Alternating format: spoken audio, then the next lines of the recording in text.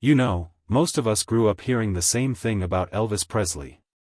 The story goes that he died too young because of the fame, the pressure, and the way he lived his life. That's what we've been told over and over. Maybe it was the touring. Maybe it was the music industry. Maybe it was the way he handled stress. Or maybe it was the drugs and the food and the late nights. That's the version most of us know by heart.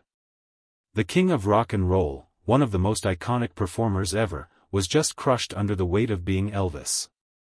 But what if I told you there's another story? A completely different side that doesn't get talked about much. A lawsuit has come forward suggesting that the pressure wasn't only from fame or the stage. It wasn't only from fans or the expectations of the world. According to these claims, Elvis may have been pushed in another way. Not by strangers, but by someone right beside him. By Priscilla Presley herself. Now, I know how wild that sounds. It almost feels impossible to imagine, right? We've always seen Elvis and Priscilla as this glamorous couple, the king and his queen. Their names are tied together in history. They had that fairy tale image, the picture-perfect romance that was splashed all over magazines. So to hear that she might have played a role in the pressure that broke him down, that stops you in your tracks. But that's exactly what this lawsuit claims.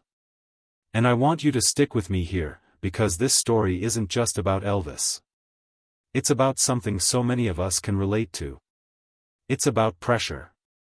Not the kind that comes from being famous or living under a spotlight, but the kind that comes from people closest to you. Have you ever felt that? The weight of someone else's expectations? When a friend, a partner, or even family pushes you in ways that hurt, even if they don't mean to? That pressure can be heavier than anything the outside world throws at you.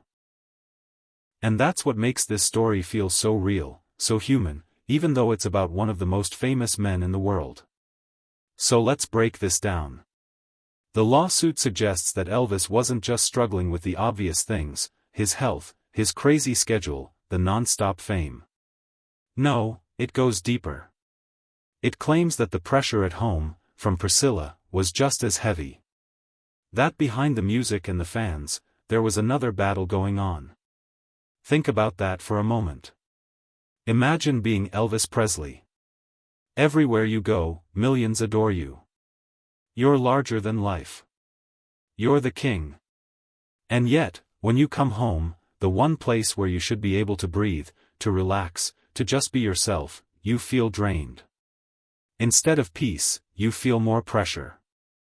That's the claim here, that the person closest to Elvis wasn't giving him relief, but instead piling on more weight.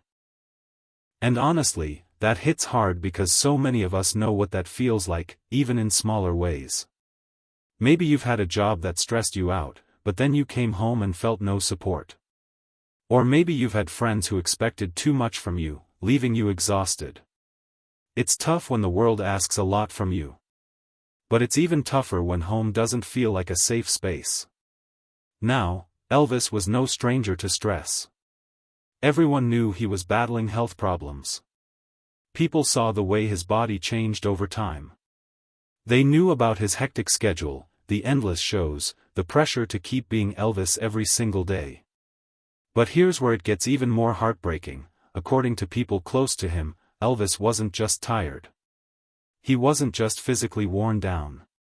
He was emotionally drained. That's a different kind of exhaustion. It's the kind you can't fix with sleep or medicine. It's the kind that comes from the inside, from carrying a weight on your heart and mind that never really goes away. And the claims point to Priscilla as part of that weight. That her expectations and her demands may have fueled his struggles. Imagine being the most adored performer in the world and still feeling like you're not enough for the people who matter most. That kind of pressure can eat away at you, little by little, until there's nothing left. What's even more striking is the difference between what the public saw and what was happening in private. To the world, Elvis and Priscilla looked perfect. They looked like royalty. The cameras captured the smiles, the hand-holding, the perfect picture of happiness. But behind that image, things were far from perfect. There were arguments. There were misunderstandings. There was strain.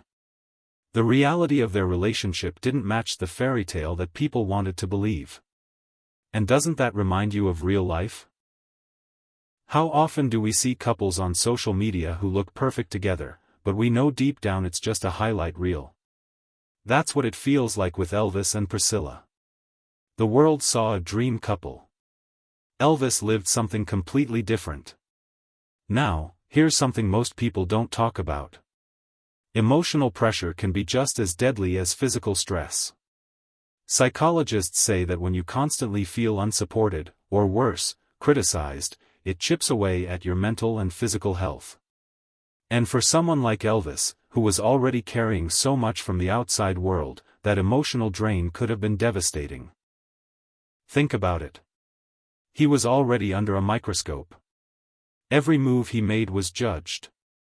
Every song, every performance, every weight gain, every late-night story, it all got picked apart.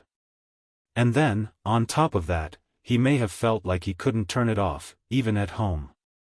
Friends of Elvis have said he never really got to stop being Elvis. Even in private, he had to perform. He had to provide. He had to keep being larger than life.